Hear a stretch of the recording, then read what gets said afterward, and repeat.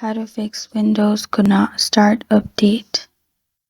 Hi everyone, it's Sophia to assist you today without any delay. Let's jump right in. First, go to search bar and search for registry editor. In here, you'll find HKey local machine. Click on HKey local machine, then click on system. In system, scroll all the way down till you find current control set.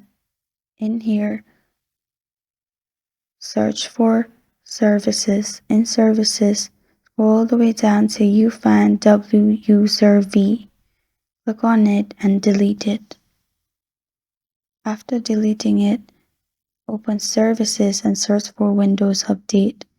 Double click on it, then go to properties.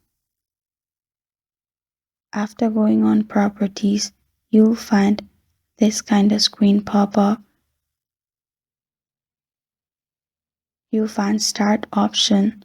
Click on start and apply and you're good to go. It's not available on my PC, that's why I can't start it, and that's how you fix Windows could not start.